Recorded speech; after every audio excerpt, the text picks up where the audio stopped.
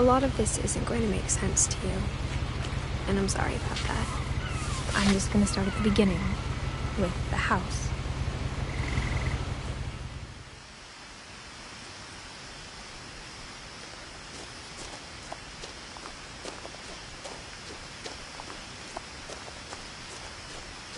I lived here until I was 11, but I wasn't allowed inside half the rooms.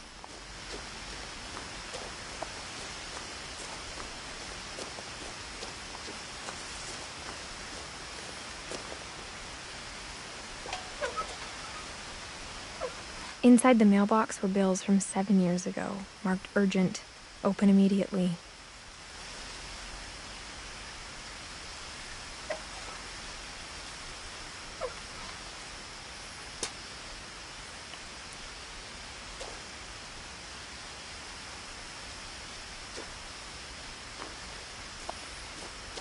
I hadn't been back since my brother Lewis's funeral.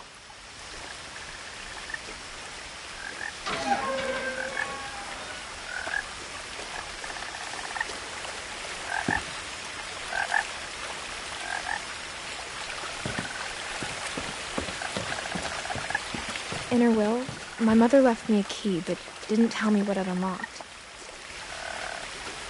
Maybe she thought I'd know, or she thought the mystery would be enough to bring me back.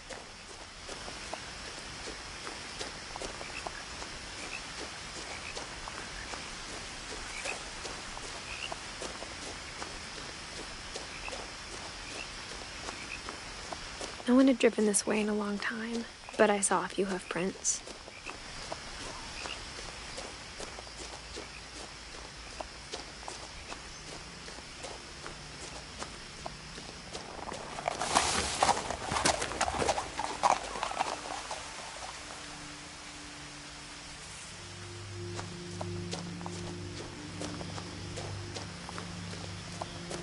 The truth is, even after I inherited the house, I never thought I'd come back to it.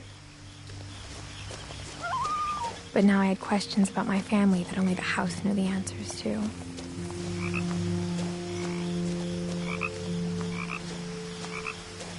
The house was exactly like I remembered it, the way I'd been dreaming about it.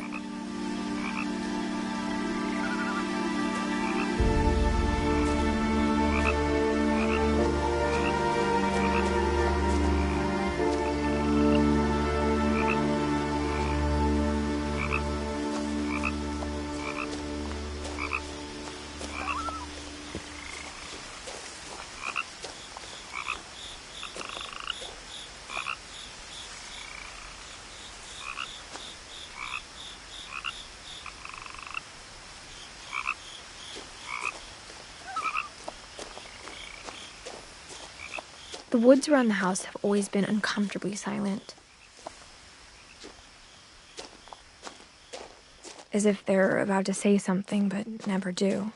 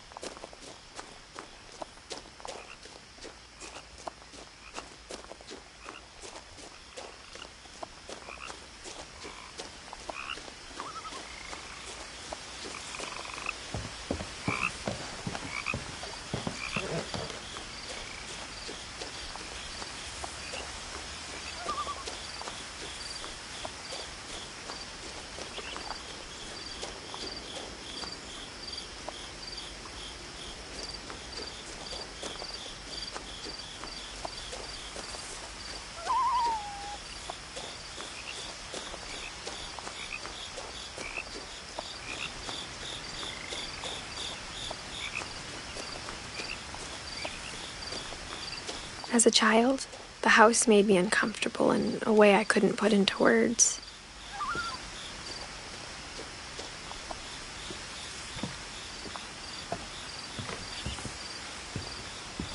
Now, as a 17-year-old, I knew exactly what those words were. I was afraid of the house.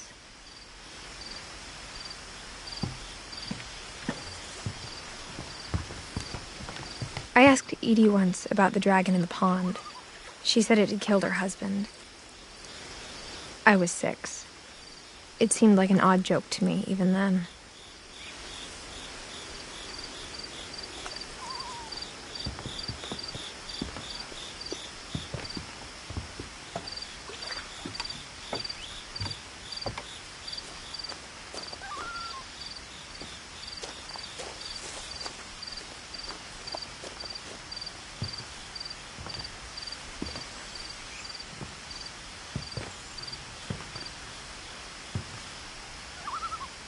I hoped the key might unlock the front door.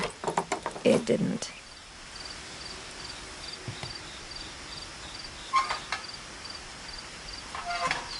Looking in, I felt like the house itself had been waiting for me.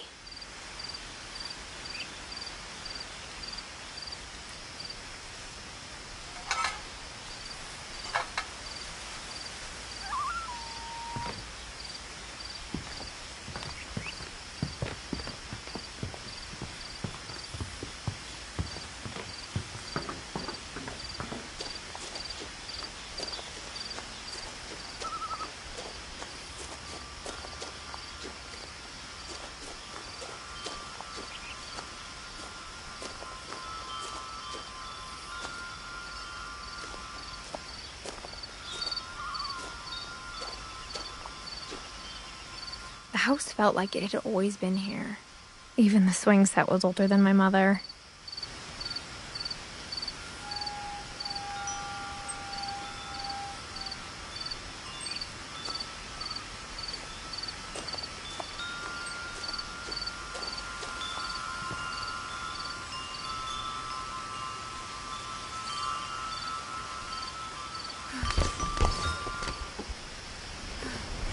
Crawling through the doggy door used to be a lot easier when I was 11.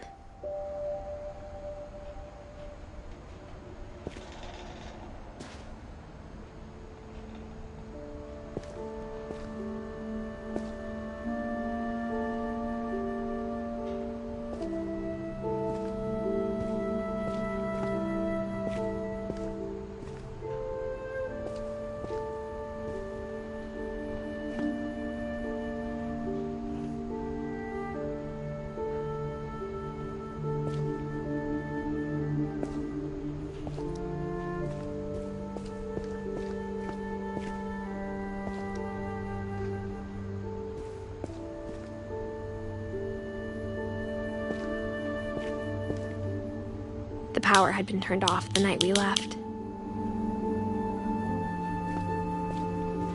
For the first time in years, felt like I was home.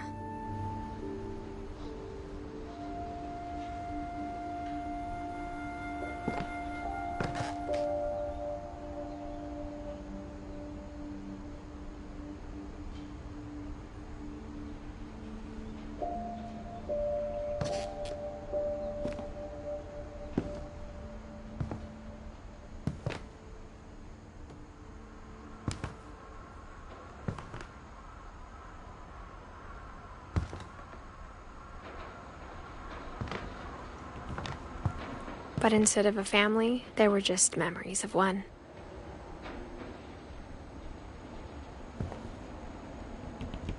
Like how only one restaurant would deliver to our house, so we had Chinese a lot.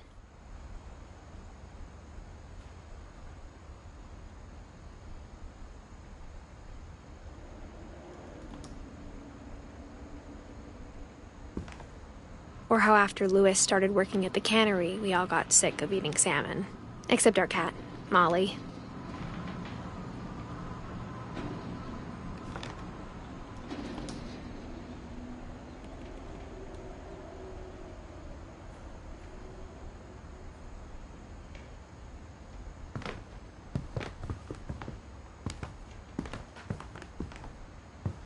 Nothing in the house looked abnormal. There was just too much of it, like a smile with too many teeth.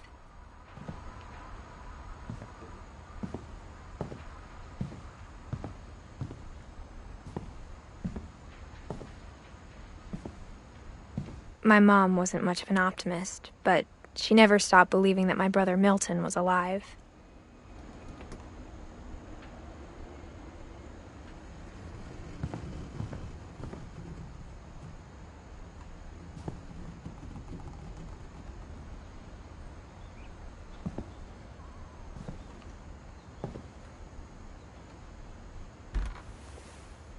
Edie told me once that every Finch who ever lived is buried somewhere in the library.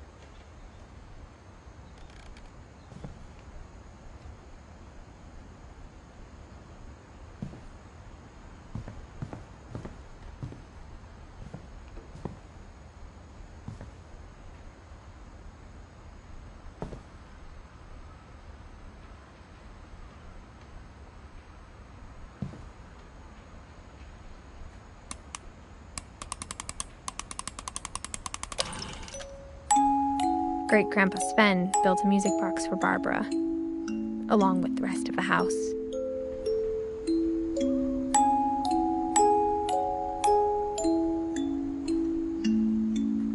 Mom always told me to stay out of the basement, so I wasn't too surprised when the key didn't fit.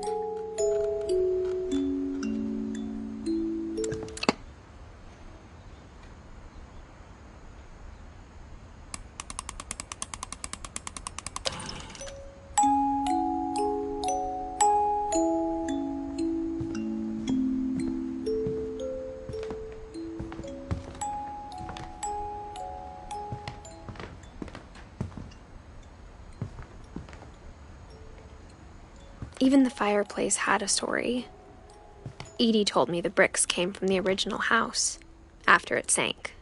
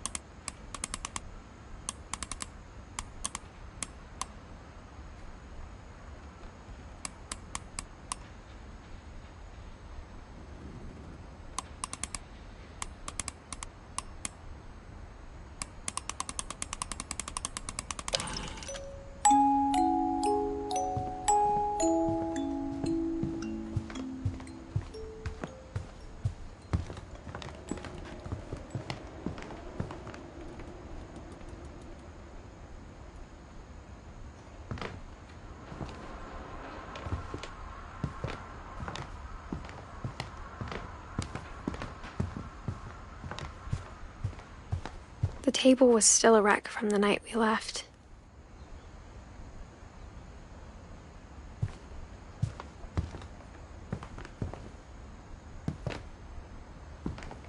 It was like a bomb had gone off, killing everyone but sparing the furniture.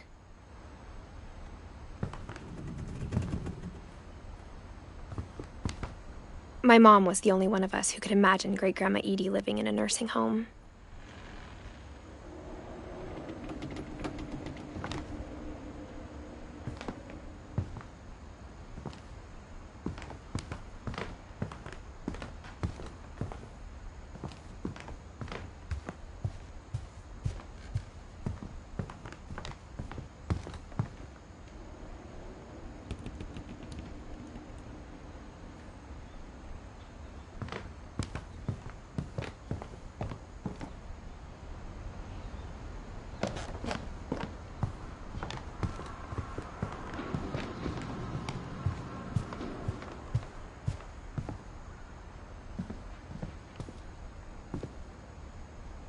After Milton disappeared, Mom sealed up all the bedrooms. Then Edie retaliated and drilled peepholes.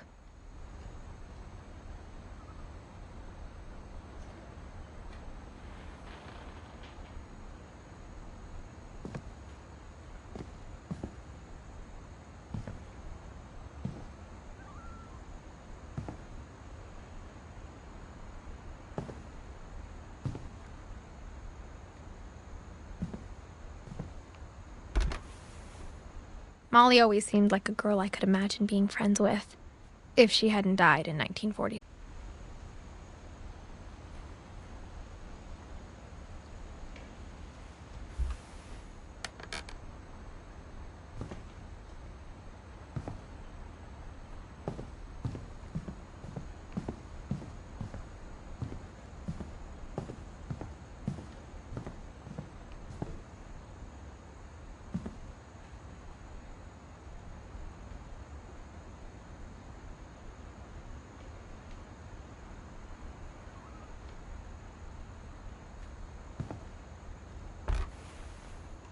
The last time I was in Edith Sr.'s room, I was 10 and she was painting my portrait.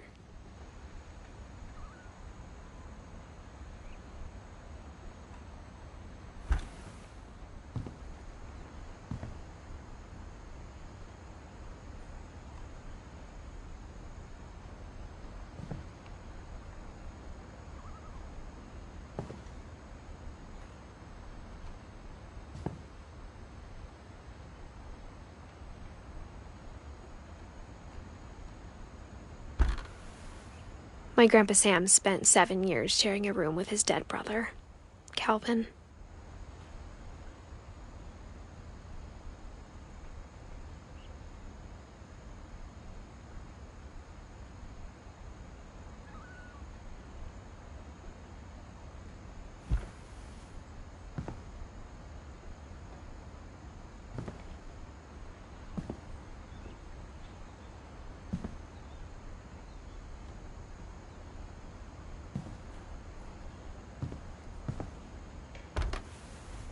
As a kid, I just assumed every house had peepholes and sealed rooms you weren't allowed inside of.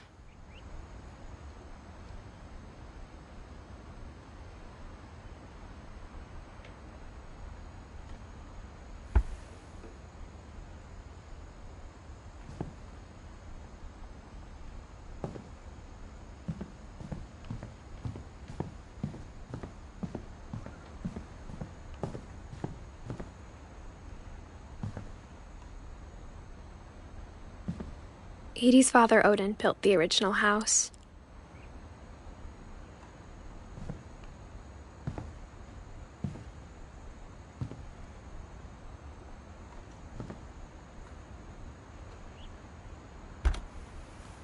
Barbara was a child star for 2 years, until America grew out of it.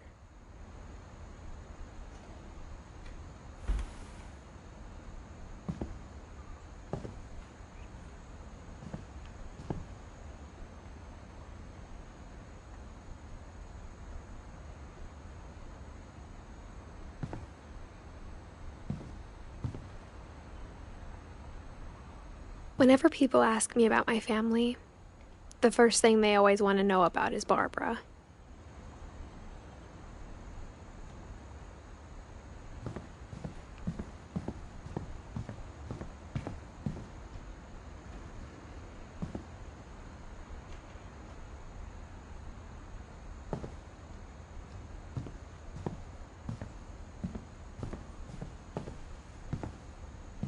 I spent a lot of time playing in Great Uncle Walter's room.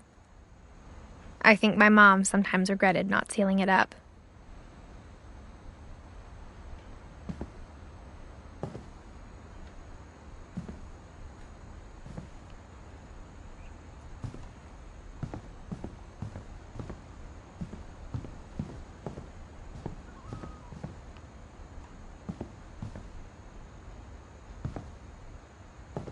Lewis told me there were secret passages, but I never believed him.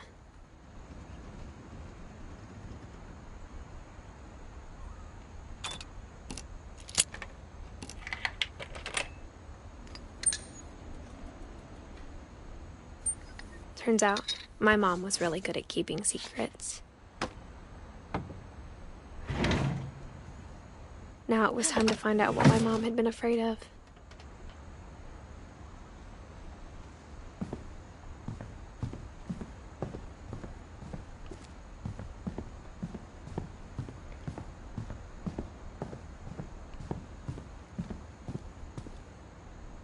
Mom must have locked the third floor stairs on the night we left.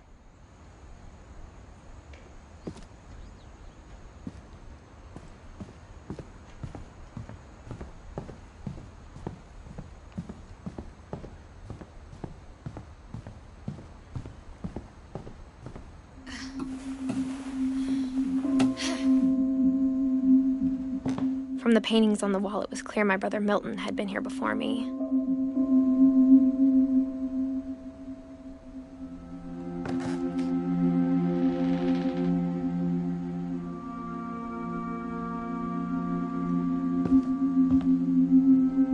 Reading this, maybe it sounds like I had a plan.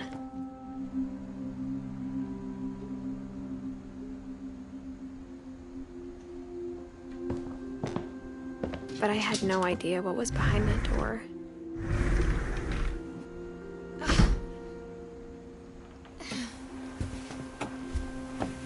Just like I had no idea where all this was gonna lead.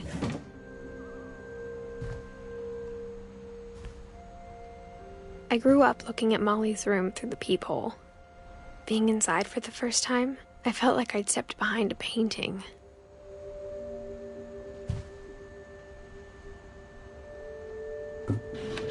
Molly's gerbil had a tiny bedroom with its own even tinier gerbil cage.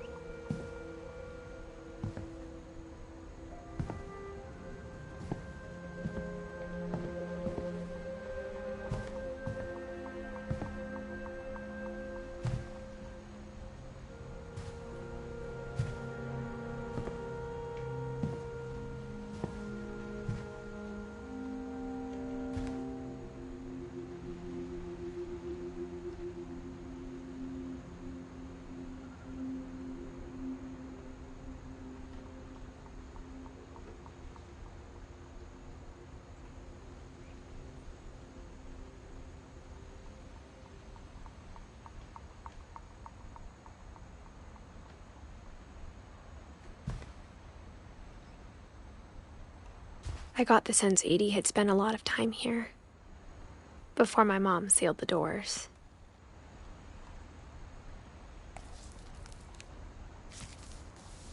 December 13th, 1947. Dear Diary, I'll be gone soon, but I wanted to tell somebody about what's gonna happen. It started when Mom sent me to bed without dinner. I woke up and I was starving, so I looked around for something to eat.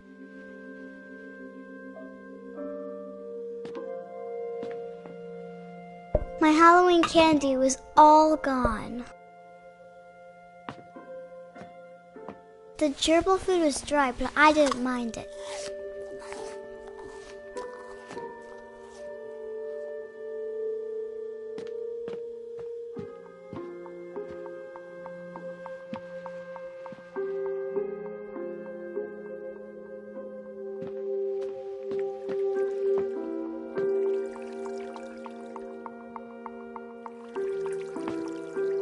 I thought about eating Christopher, but I held back.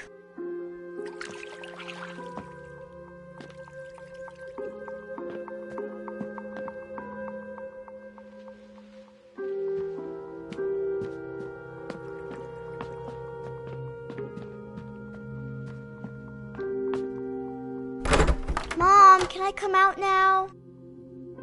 Sweetheart, it's late. Go to sleep.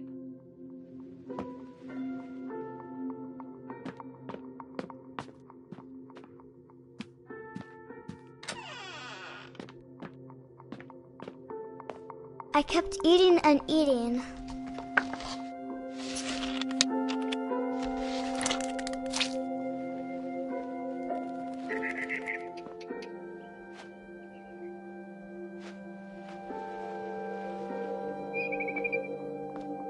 I ate a lot of things that night.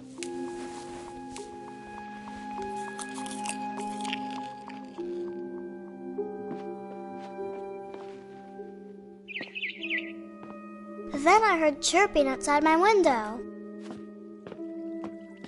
It was a barn swallow going back to her nest. I reached out for her.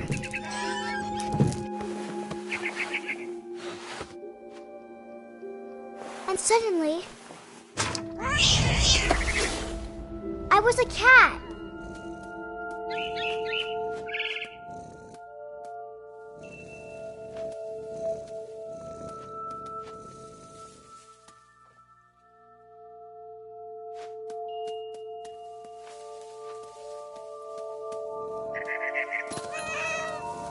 I tried to be quiet, but the bird was really scared.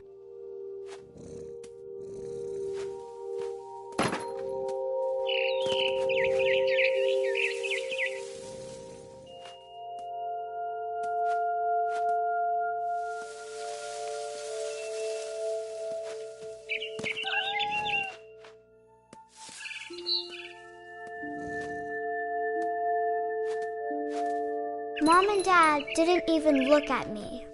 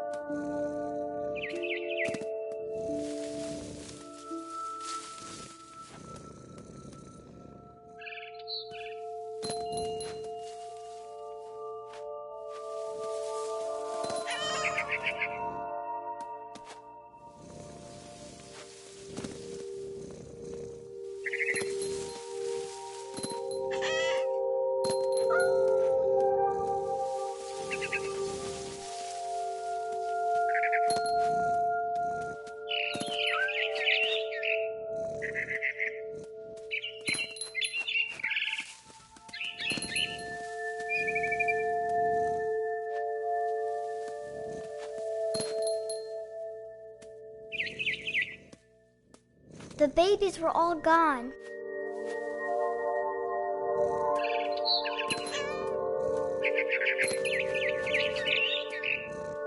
I jumped and I almost got her.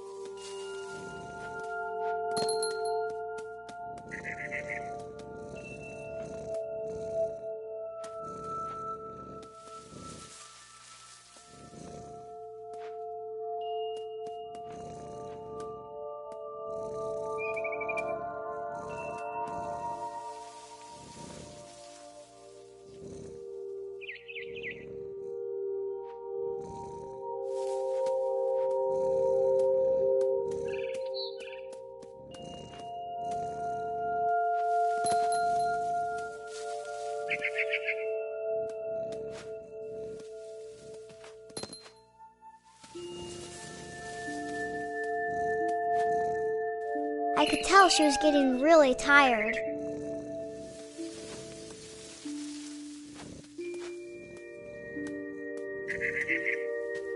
Now I was up in the big tree. I promised Dad I wouldn't climb it anymore. All I cared about was eating that mama bird.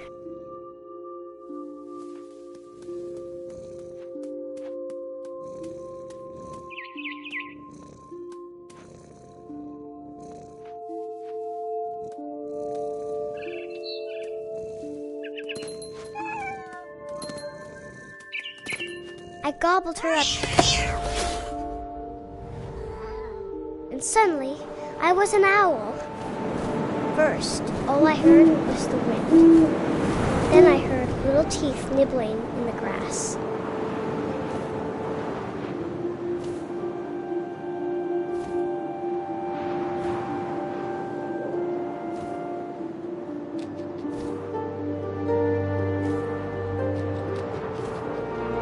Rabbits.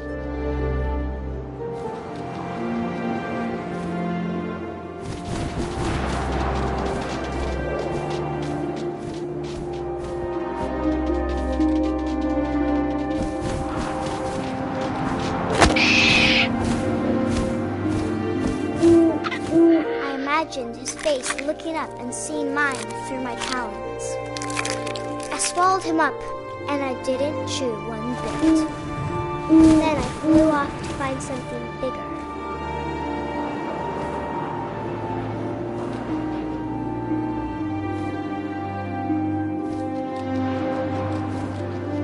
A mama rabbit.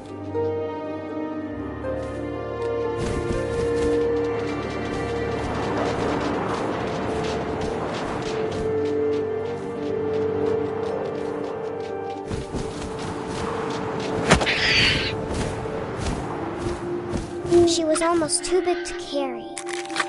I started choking, but I couldn't stop eating. And suddenly, I was a shark.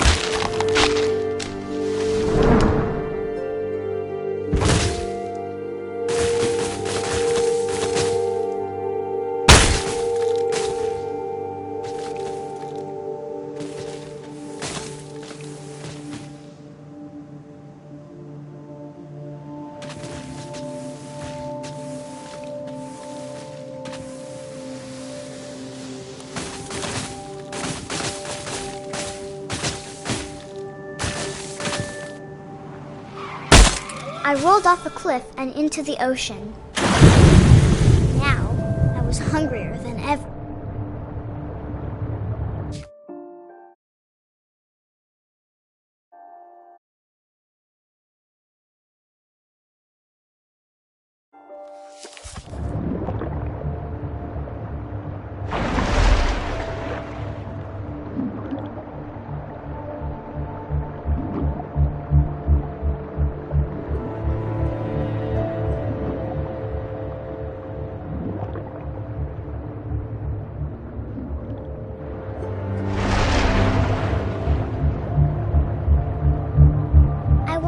Fat, juicy seeds.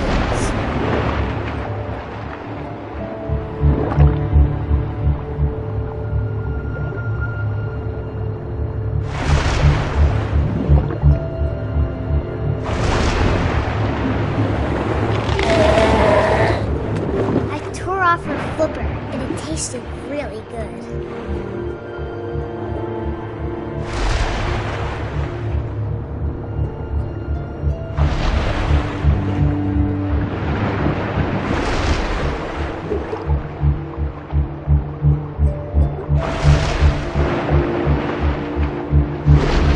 On tight. When I was so hungry, I jumped out of the water.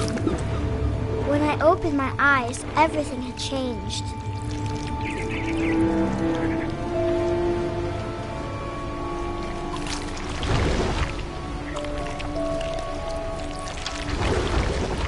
Now I was a monster, and I smelled people everywhere.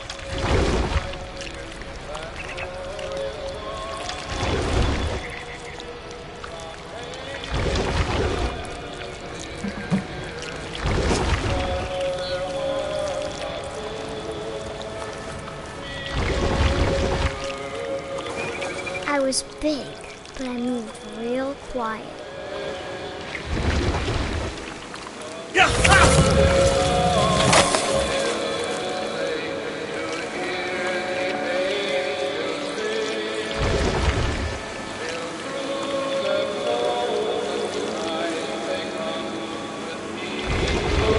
I wanted to stop, but also I didn't.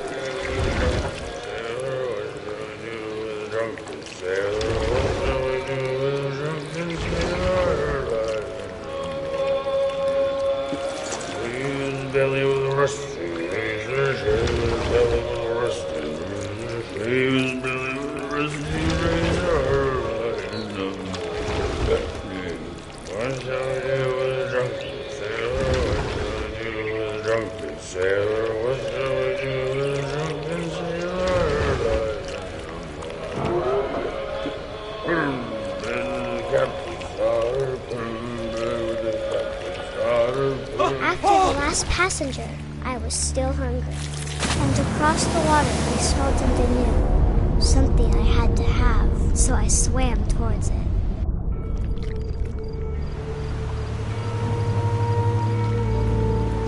I slithered onto the sand, and the good smell went into an old pipe.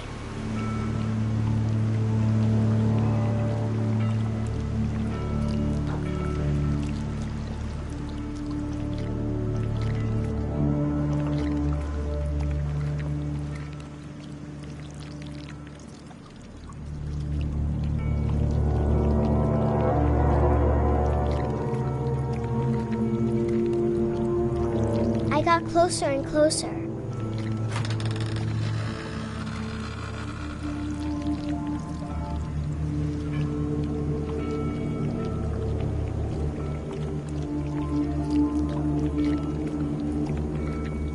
All of my stomach started growling.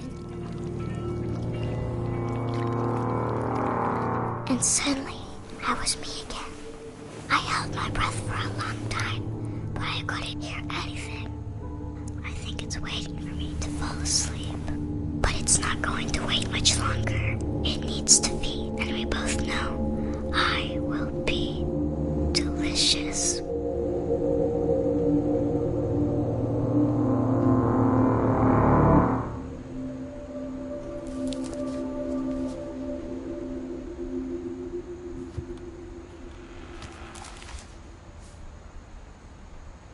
I'm not sure if I believed all of that, but I'm sure Edie would have.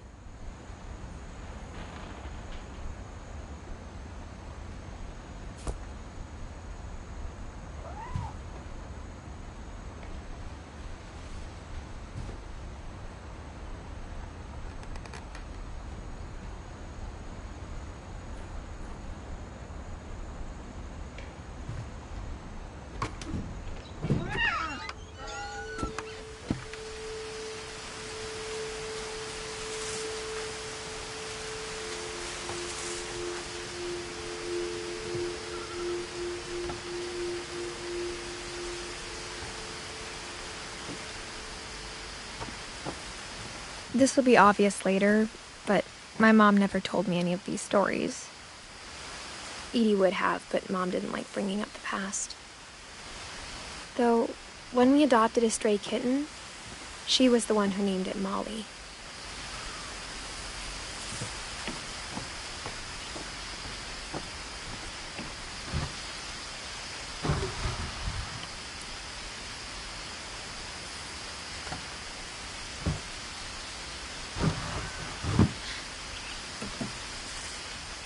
I spent a lot of time in Great-Grandma Edie's room.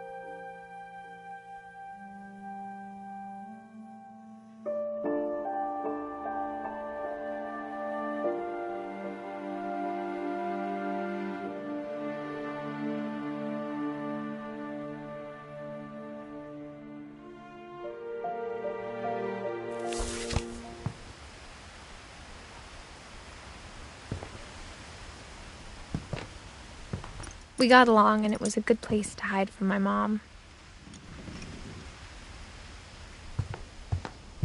Her room was like a museum.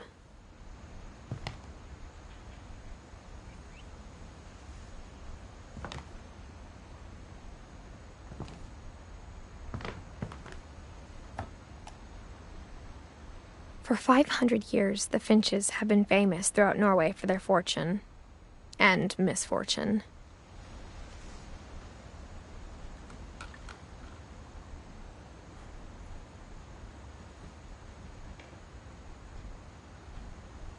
Odin Finch buries the latest victims of the family curse, his wife Ingeborg and their newborn son, Johan. On January 7th, 1937, he set sail with his family and his house, hoping to leave the curse behind.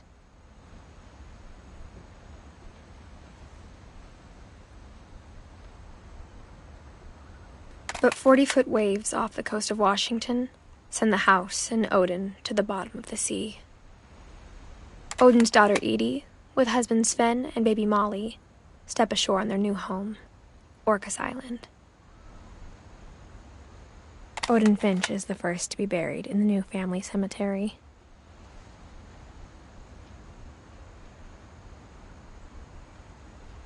His daughter Edie is already dreaming of a new Finch house.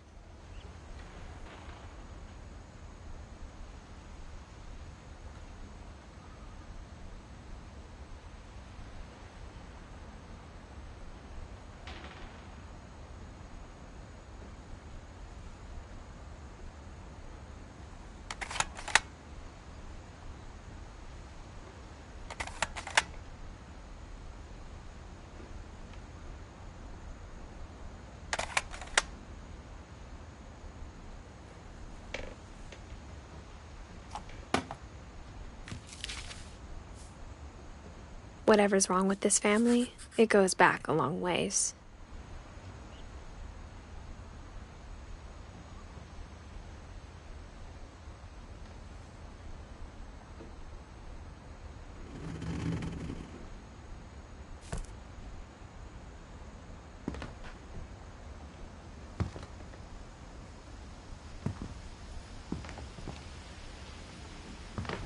Louis died a week before we left, but Edie had already started to memorialize him.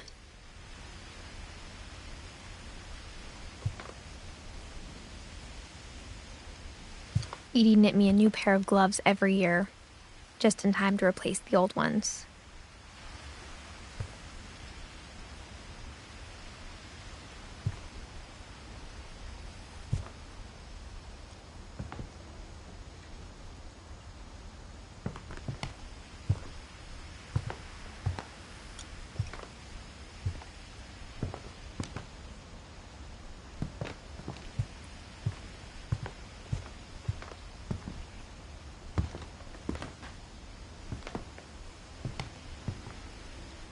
One summer, they evacuated the island, but Edie refused to go. For a few weeks, she was a celebrity.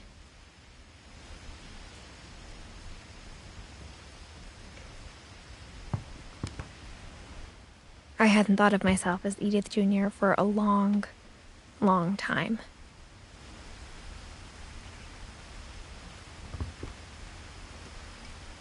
Edie gave a big interview about a mole man living under the Finch house. My mom was furious.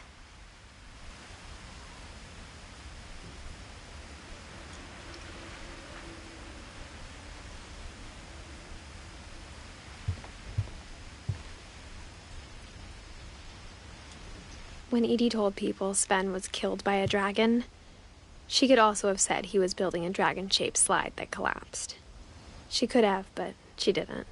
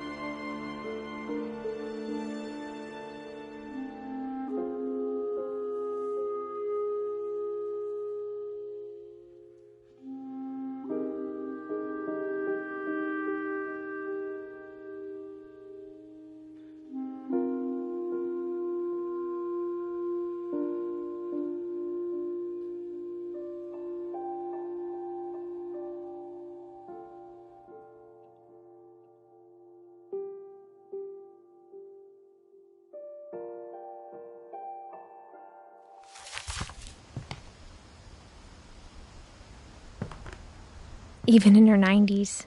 Sometimes Edie seemed a lot younger than my mother.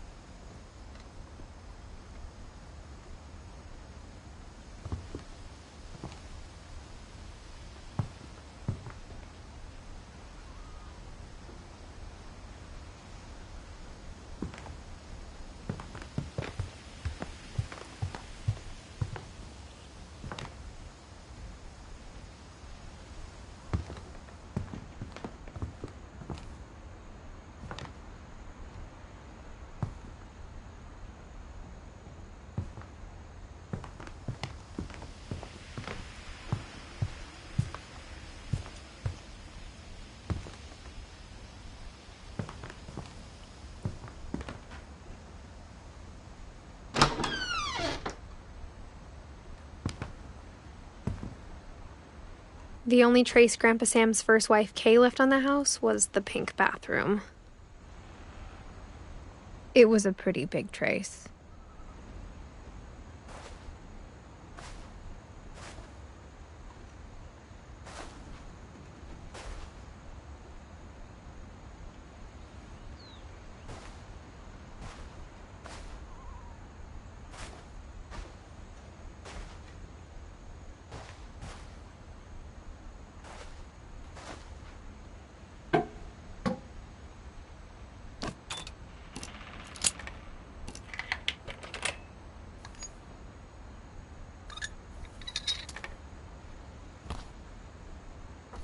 There's a secret in this bathroom.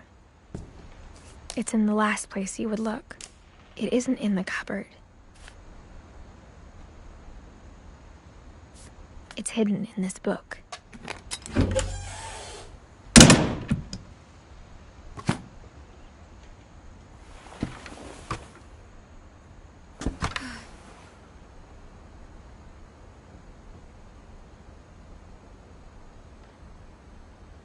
Sven gave Sam an old camera he'd refurbished. He never put it down.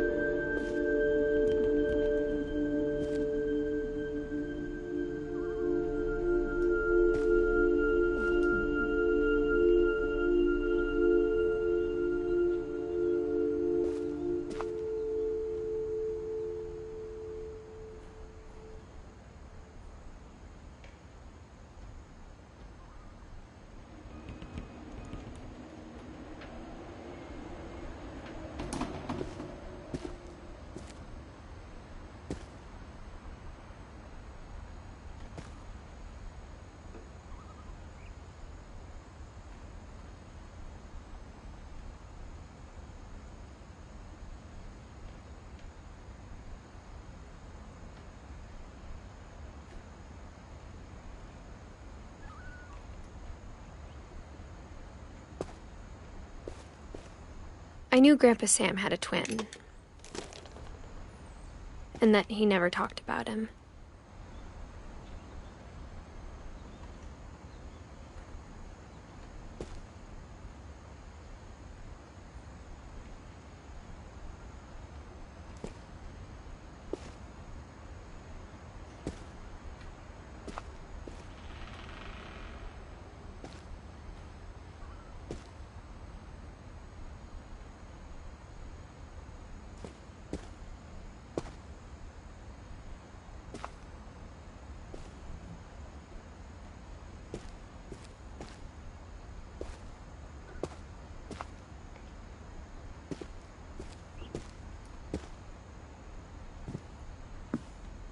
I guess my grandpa didn't like history any more than my mom did.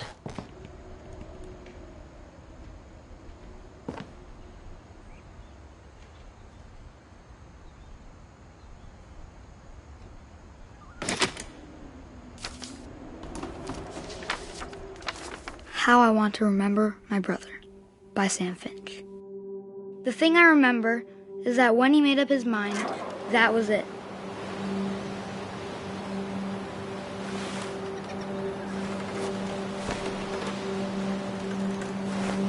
My brother said he'd die before he ate another mushroom, and he did. At Barbara's funeral, we swore we'd never be afraid again, and he wasn't. I think Calvin always wanted to fly.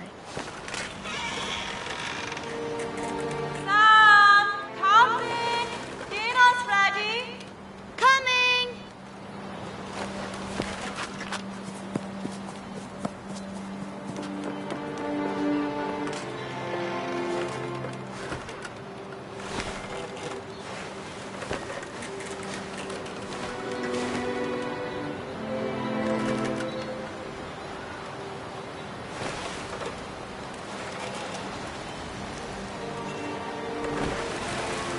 But that day, he finally made up his mind to do it.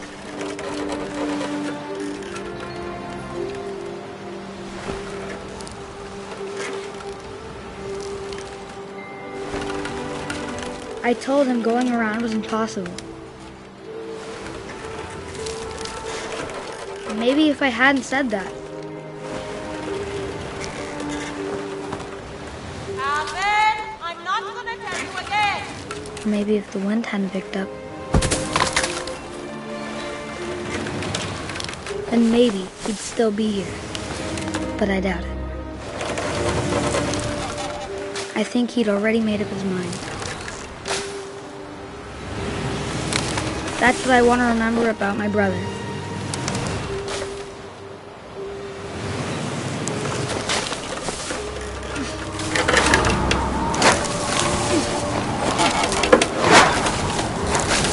The day he made up his mind to fly. And he did.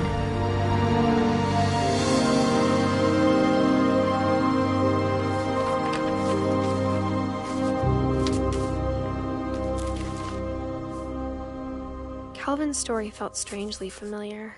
When I was younger, I remember trying to do the exact same thing.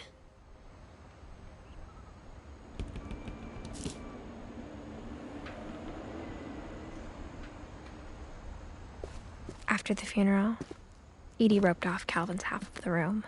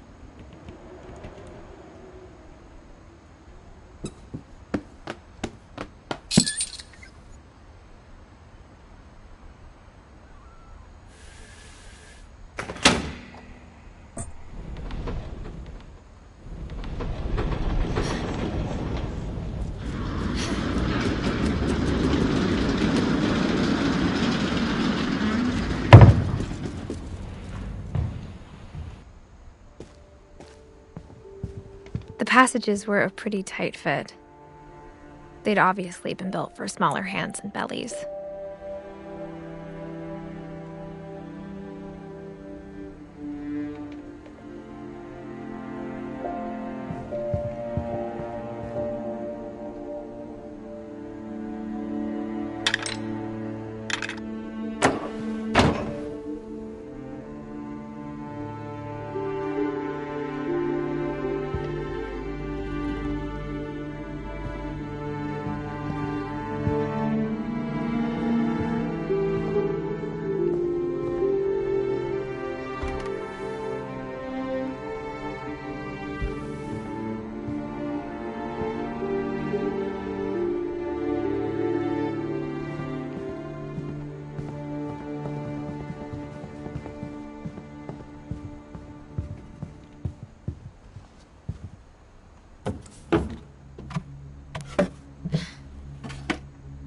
Growing up, I always thought of Barbara as a child star.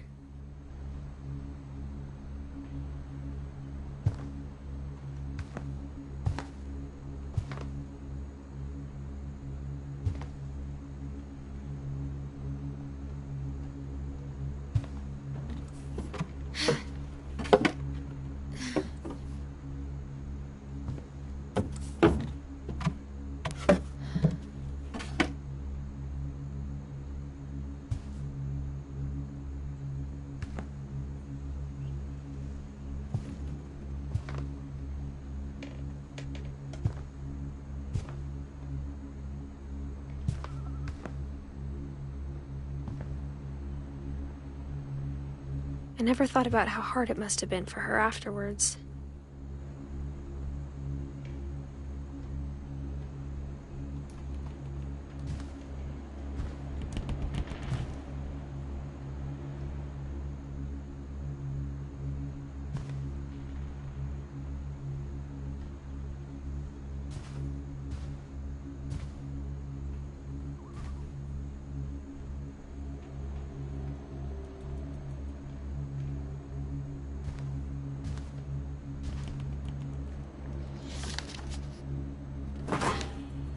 Of all the stories people wrote about Barbara's death, I'm surprised Edie saved this one.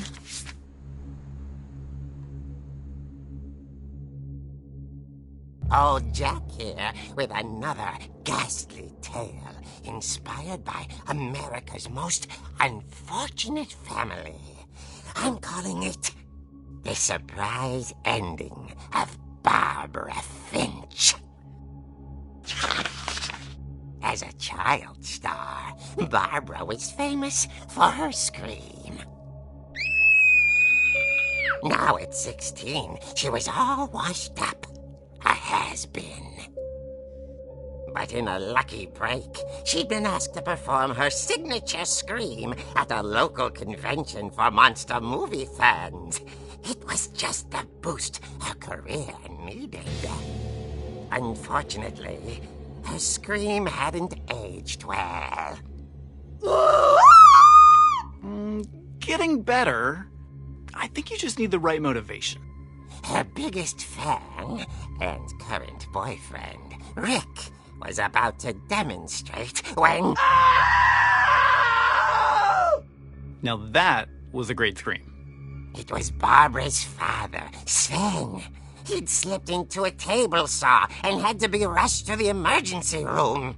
So Barbara got stuck babysitting her youngest brother, Walter. Her convention comeback was cancelled. Okay, I'm hearing frustration, but I'm not hearing terror. What if I tried... A gang of hoodlums in Halloween masks have been terrorizing Orcas Island tonight. Police are urging residents to... That came from the basement. You're right! Also, I loved your delivery on that. Why is your basement door locked? Because my dad likes making puzzles and secret passages. There's a key hidden in the music box. The secret is to keep winding and winding until finally the key pops out. Thanks, babe. I'll be back in a sec. 20 minutes later, Rick hadn't returned.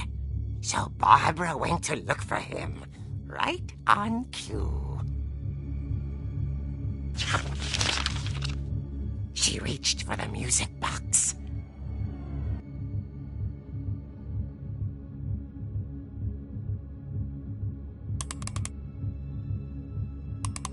And as she wound the key, she listened for Rick, but the house was silent.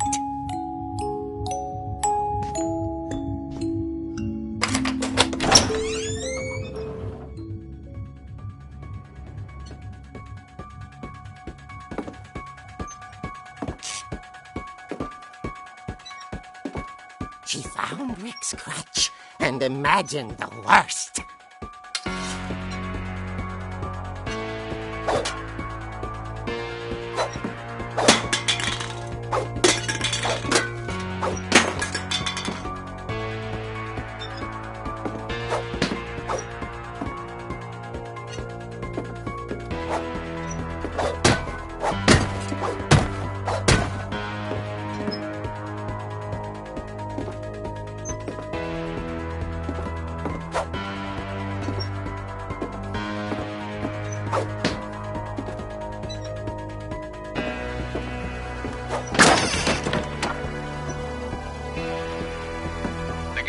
here is the infamous Hookman killer, Dr. Carl Hamill, who impaled and then ate his family 10 years ago tonight.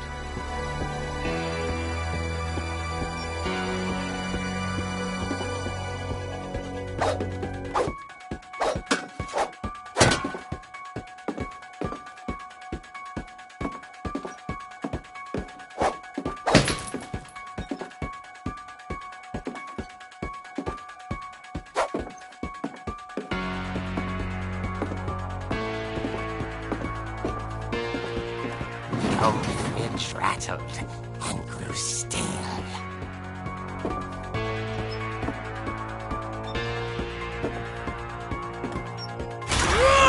Oh dear! Oh! Rick? Barb, relax. I was just trying to scare you to help you find your scream. Well, I'm not scared, Rick. I'm furious. Then act furious. All I'm getting from you now is that you're hurt and confused and you're... She threw him out, but she kept a little something to remember him by. Barb, have you seen my other crutch? And she was still holding it when she fell asleep watching the late picture show. Hours later... Barbara! Walter, what's going on up there? Ah! Okay, I'm coming up, but if this is a trick, you're dead, Walter.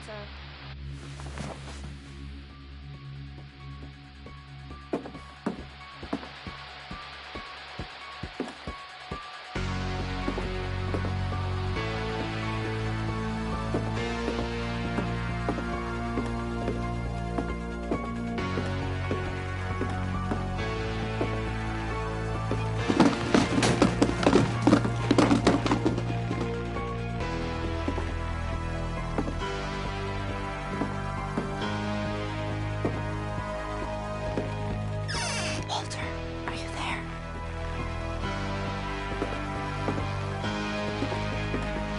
Walter had vanished, but his bedside radio was still on.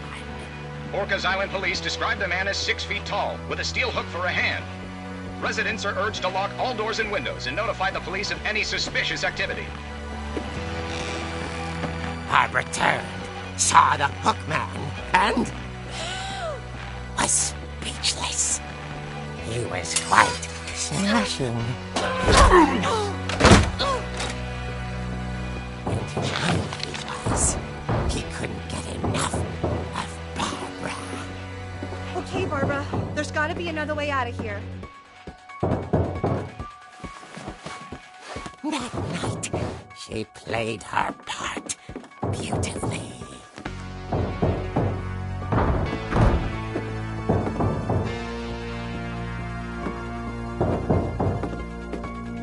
Molly's door hadn't been opened in years. The hinges groaned.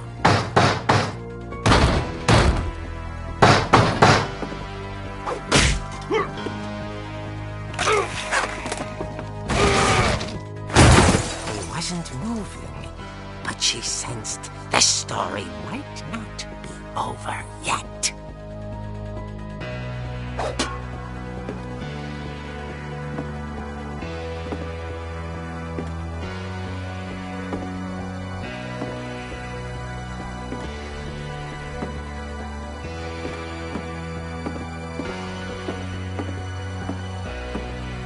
The Hookman had vanished.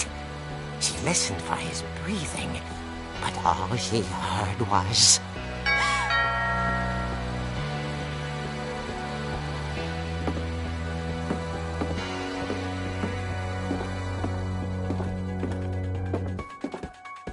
Someone at the door was dying to speak to young Barbara. At the door, she heard whispering. It was coming from inside the house.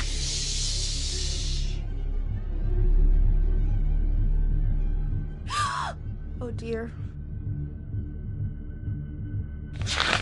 The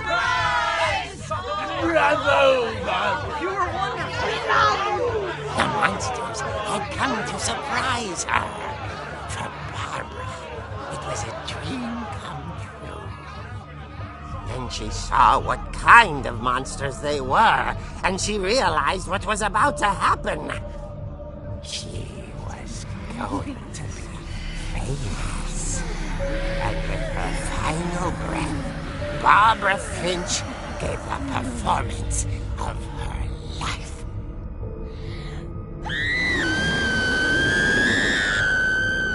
I wasn't there myself, but I hear Barbara was magnificent. Poor girl. She had a taste for stardom. But unfortunately, so did her fans. Of course, the police blamed it all on poor Rick, who disappeared the same night. And little Walter? Hiding under his bed the whole time. He took it all pretty hard, but that's another story. As for Barbara, tucked inside the music box was all they ever found of her. Her ear. Now that's what I call a real eerie tale.